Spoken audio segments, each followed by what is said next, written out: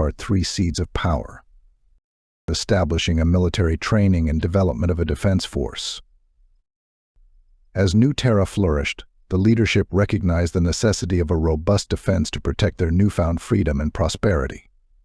Under the guidance of Thalia, and with Jara's engineering expertise, they began establishing a military force.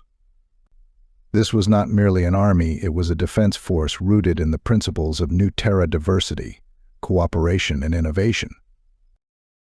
The training regimen combined human military tactics with the unique abilities of their alien allies.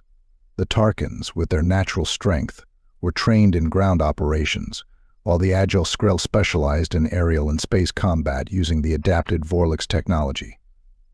Humans brought their strategic insight to the mix, creating a versatile and formidable military force. Jara developed several types of equipment, from personal armor suits enhanced with lightweight materials for high mobility to advanced weaponry that integrated Vorlix energy systems. The most significant achievement was the construction of the Sentinel-class defense ships, which were equipped with the energy shields derived from the Vorlix technology and could patrol and defend New Terra's airspace and nearby orbits. As New Terra's presence in the galaxy grew, so did encounters with other civilizations. The first such encounter was with the Zarentu, a collective of artificially intelligent beings interested in the technological advancements of New Terra. Initially, the interactions were fraught with misunderstandings and mistrust, as Zarentu's cold, logical approach clashed with the more emotional and diverse nature of New Terra's inhabitants. Milo took the lead in these diplomatic efforts, using his experience as an educator and mediator to bridge the cultural and communicative gaps.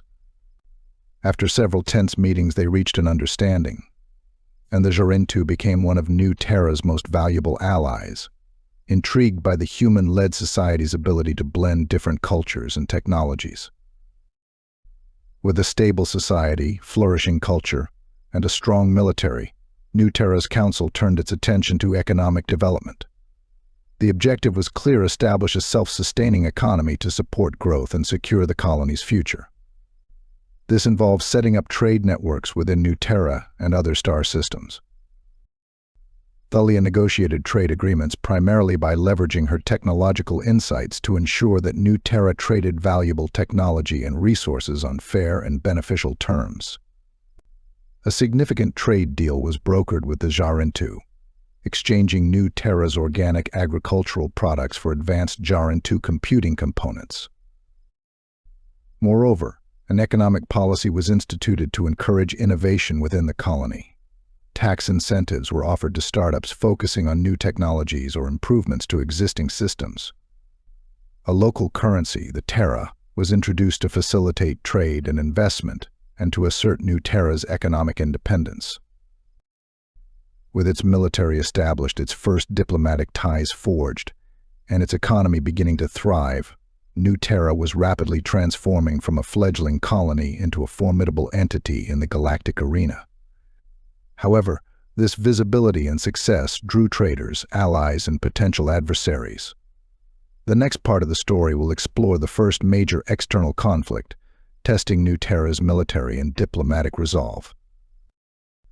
As New Terra's influence and capabilities expanded, it began to attract the attention of nearby star systems. One such system was ruled by the Kritarchs, a race of warlike beings who viewed the rapid development of New Terra as a potential threat to their dominion.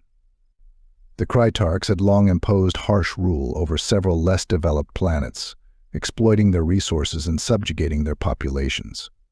The emergence of a powerful, independent new player, like New Terra, challenged their authority and control. Suspicious of New Terra's intentions and capabilities, the Kritarchs sent a series of increasingly aggressive diplomatic messages, demanding that New Terra submit to their oversight and pay tribute. When New Terra refused, opting instead for a stance of mutual respect and equality, the Kritarchs began mobilizing their forces, preparing to bring the human-led colony to heel.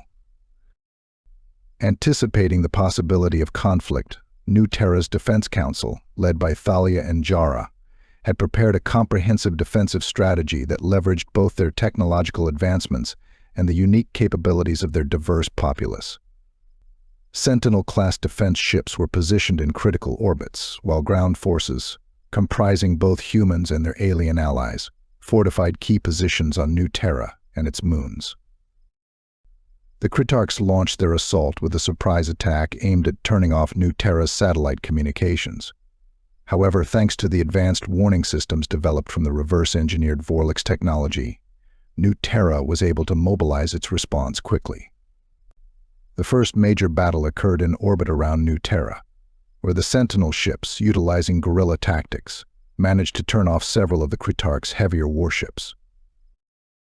On the ground, the Tarkins' brute strength and the humans' strategic planning held the line against Kritarch ground forces, who had underestimated the resolve and resourcefulness of New Terra's defenders. Through a series of hit-and-run attacks and clever use of the terrain, New Terra's forces slowly but steadily pushed the Kritarchs back. The turning point came when New Terra's forces captured a Kritarch warship intact. Jara and her team could reverse-engineer its weapon systems, incorporating them into New Terra's arsenal and significantly boosting their firepower. With new weapons and renewed morale, New Terra launched a counter-offensive, driving the Kritarchs out of the system entirely. The victory was not just a military one, it was a statement to the galaxy that New Terra was a force to be reckoned with. The defeat of the Kritarchs earned New Terra respect and a degree of fear from other potential aggressors. Moreover, the victory encouraged other oppressed planets to seek assistance from New Terra, leading to a series of alliances and mutual defense pacts. The aftermath of the war saw New Terra's influence grow, as it began to be seen as a beacon of hope and a protector of the less powerful. This newfound status brought economic growth as trade routes expanded and former Kritarch territories sought the stability and protection of New Terra's leadership. The first significant conflict faced by New Terra ended in a resounding victory that cemented its place as a rising superpower in the galaxy. The successful defense against the Kritarchs opened new opportunities and challenges as New Terra navigated its role as a leader and protector in the wider galactic community. Part 3 ends.